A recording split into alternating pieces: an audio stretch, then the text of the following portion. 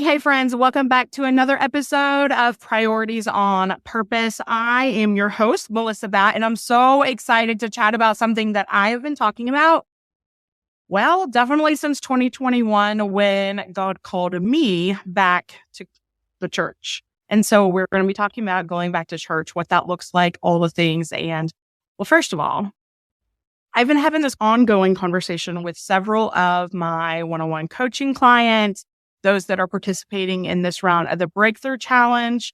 And so without me saying, hey, I think God's calling you to go back to church, they have been feeling that tug to go back to church. And so I have kind of volunteered my services to help them find a good church. And I thought, this is really good.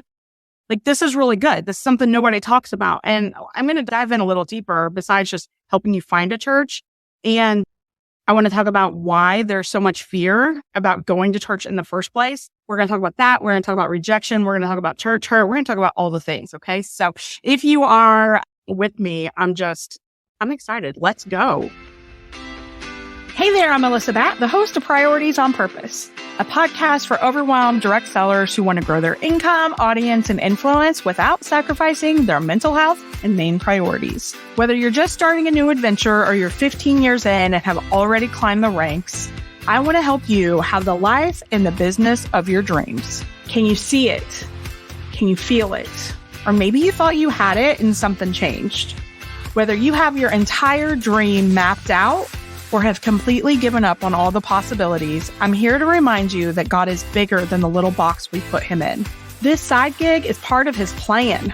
It's not your sole purpose, but it absolutely has purpose. As a Christian life and business coach, I'm here to help you get out of your head and live with intention so you can enjoy what matters most without the guilt. More time to do what you love, more peace, more impact, more money, and opportunities to give to those you want to help. I promise to be your hype girl, business bestie, and biggest cheerleader as I share proven and simple strategies that will be sure to help you live a fulfilled life with a strong, sustainable business. Are you ready to stop chasing all the shiny things and get laser focused? Put your earbuds in while you're cooking dinner or folding that laundry, and let's get to it, friend. This is one time when multitasking is actually going to be beneficial. All right, so first, why do I feel like I have knowledge on this topic? Number one, I didn't grow up in the church. I did go to church as a kid. I don't know that I've ever shared the story on the podcast. So fun fact, when I was little, I remember Vacation Bible School learning my first Bible verse and memorizing it, Matthew 6:8. Your Father knows what you ask before you ask him. That's how I remembered it. That's how I still say it today. And it's still because of my anxious heart. That is the verse that I have to repeat to myself all the time. I also, during the days of when I was a leader in 31, I even had that embroidered on bags because I needed that reminder. And so Matthew 6:8. Your Father knows what you need before you ask him. And this is going to go full circle. Okay, so remember that thought and then wait till what I'm about to tell you. Okay, so that was a VBS when I had to have been probably kindergarten or first grade. And then we moved to Gaston, Indiana. And when we lived there was a deacon from a little Baptist church up the road who would stop at our house and ask us if we wanted to come to church. And he bribed us with Totino's pizzas. Yes, he did. And guess what? We went. And so I have always had a passion for the youth because of this, because my mom didn't go to church. My mom and dad were divorced. My dad was gone all the time. It was because of him stopping by and inviting us to church that I ever went to church in the first place. And while, yes, I eventually kind of went my own way in high school, my middle school years were pretty much involved in going to this church and eating Totino's pizzas every Wednesday night. And I eventually wrote him a letter and thanked him. It was so cool that I could go back because I moved. I'm not who I lost touch with him. And it was just a really, really cool story how God like kind of brought everything back. His name was Cecil. And so Cecil was a deacon at this church, in a full circle moment when I was able to write him a letter and thank him for serving me and my sisters and serving in the church and being the hands and feet of Jesus. Even back then, because of him, I now have this passion for outreach and evangelism and all that stuff. So I later ran into his daughter, and his daughter worked at a gas station where I lived. And she recognized our last name when we went to pay for something with our card, probably. Or maybe back in that day, we were writing a check. I don't really know. But she was like, that meant so much to my dad. And then shortly after that, he died, and I was able to go to the funeral. And I mean, it was just a really cool moment. And that's a whole episode for another time, of those like defining moments, as Karen says, from my Wednesday night discipleship class that I'm in. Okay. So let's talk about church. So I didn't grow up in church. And so I have been to a lot of churches, and there are some that I have really enjoyed and I felt like I grew in. And then there were some that like absolutely it just wasn't for me. And we've also moved a lot over the years. So once I started attending regularly, we've moved. And so I had to start the process again. And it's really, really hard, when you call a church a home and then you have to start all over. It's just hard. If anyone move, you'll have to DM me and let me know like how hard it has been for you. The dentist, finding a new dentist, finding a new doctor, figuring out where your kids should go to school, all the things. It is hard for those of us who are what we would call transplants and are not from the area and stay in the same place. So I have researched a lot of churches. And so I kind of just do this naturally. Everywhere we move, I start and I do the same thing, even before we know we're moving. If there's even a general idea that we're moving, I start looking at churches. I'm like, okay, where are we going to go to church at? Because it matters. And I know that church is important for me, and it is important for my kids. Now, listen, in 2020, I stopped going to church because of the pandemic. Some of y'all probably may have also. And at that point, I was like, I don't even need the church.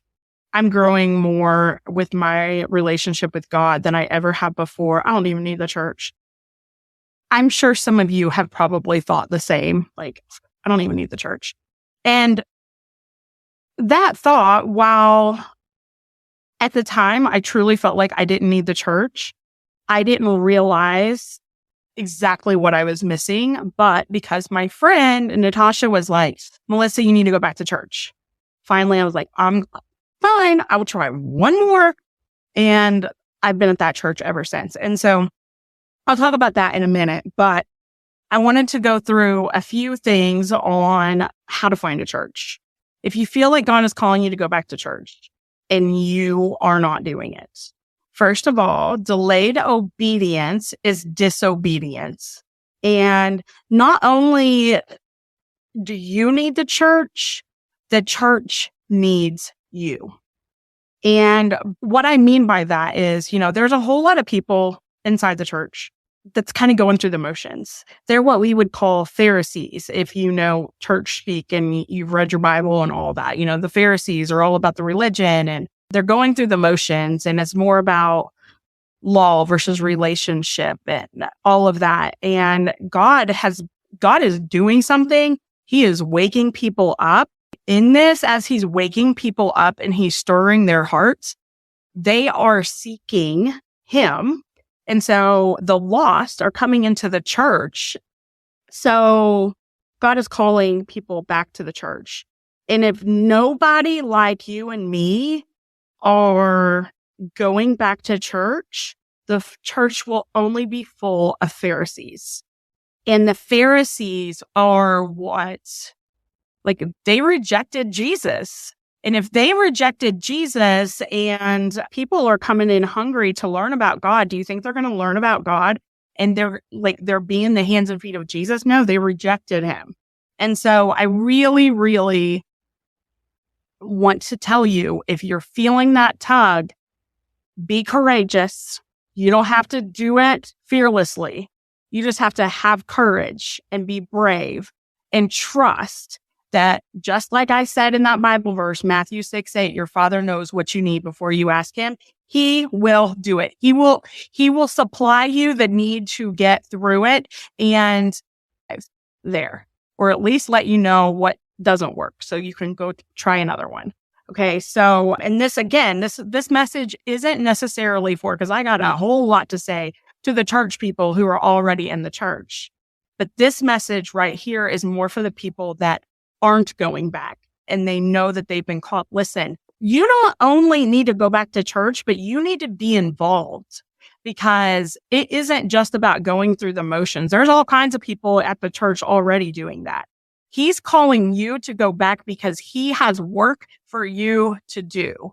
The harvest is here and he needs workers. We are the workers. We believe in God. We trust God. But do we trust God if God's word says we should go to church and be in community with other believers, and yet we aren't going to church? And granted, church can look differently. It doesn't have to look like the way church looks, like going every Sunday. Like, I'm not getting into all of that. I'm just saying, traditionally, and I'm not about the religion and traditions, but traditionally, and what's most common, I should say, common is the best word. People who are feeling that longing to go to church typically go to church on Sundays, right? Maybe Wednesdays. And they go to the building that, is on their road or down the road or the closest or whatever.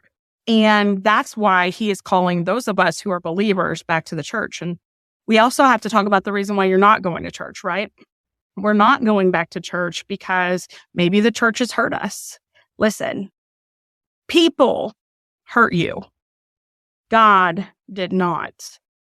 And that's really hard to kind of differentiate sometimes, but people are human and we all mess up. We all make mistakes. And so I think it's really, really important for you to recognize that you don't put the church on a pedestal, because the church isn't God. We are his people and he's working through us, but we still screw up.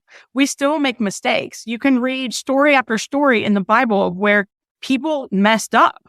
They didn't always do right. And while we should be striving to live a life of goodness and love and all the things, we sometimes get it wrong.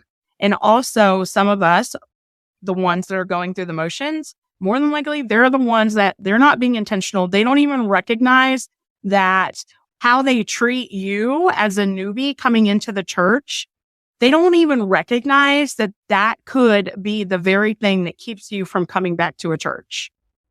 Rejection is a real big thing. And I'm currently reading a book I just started, and a coaching client had told me about it. It's called Triggered, I think. Triggered or Triggers. And I'll put it in the show notes. It's really, really good. Already I'm like, oh my gosh, this is so good. And it's biblically, they talk about scripture and stuff like that in there. It was my main concern, because depending on who's talking about triggers, there's a whole lot of other things that can be said. And so it seems like very biblically sound from where I am and reading it. But triggers causes something in us. And if we've been rejected as a child, or we weren't accepted, or we were abandoned, or, whatever kind of, it's all trauma.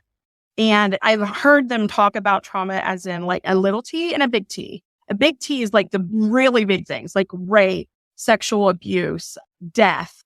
Those are big T's. The little T's are the things like, my dad, he never came to pick me up after he said he would. I would sit on my couch, looking out the window on my birthday all day long, waiting for him to come get me. And he never showed up, year after year after year. And well, right now, like me and my dad, we have a great relationship.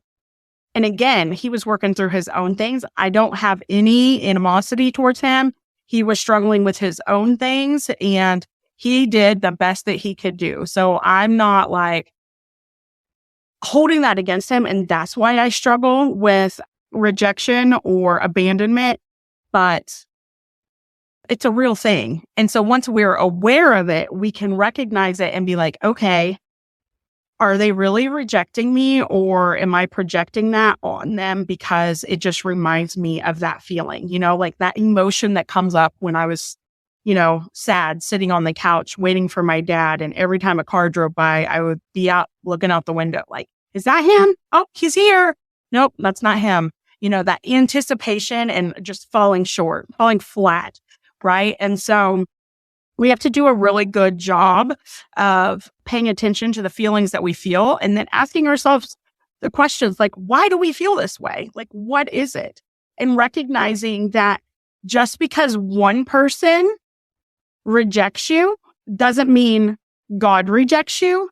And it doesn't mean that the whole church rejects you. It may be one person, you may have misread the whole entire conversation.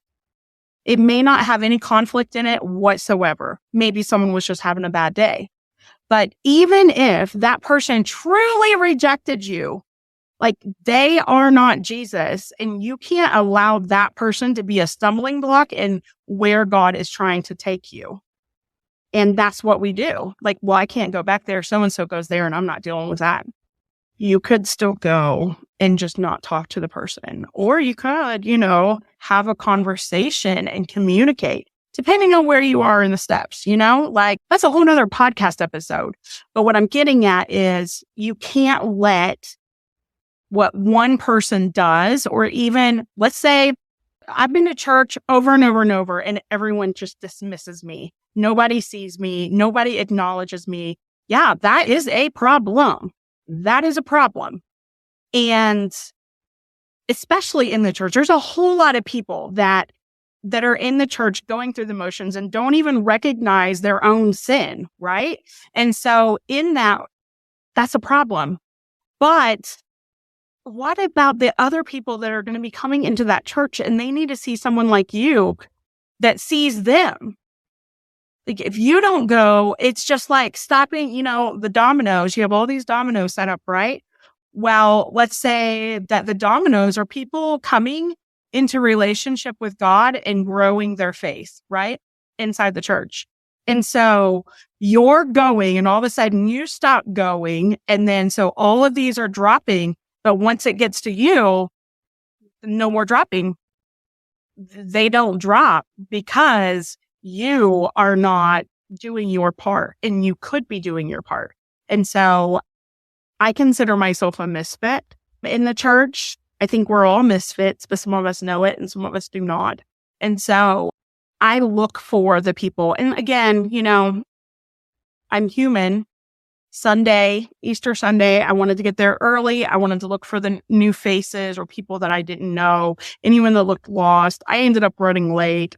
I didn't get to do that. And I remember I walked right in front of somebody who I didn't recognize. And I didn't realize it till I got to my seat. When I got in my seat, I could just feel the conviction of God just being like, you shouldn't have done that. You should have been like, hey, do you need help finding a seat? That kind of thing. Instead of just walking, like, I didn't just like cut them off, but I just was like, oh, they're probably looking for someone. I'm just going to keep going. Has it been like, are you looking for someone? Let me see if I can help you find them.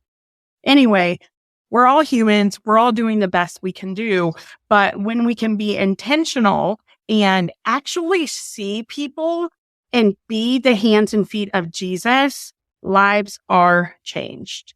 And God is visible to everybody because their needs are being met. And so if you're not in church, I want to remind you that it is important, even if you don't view it as important.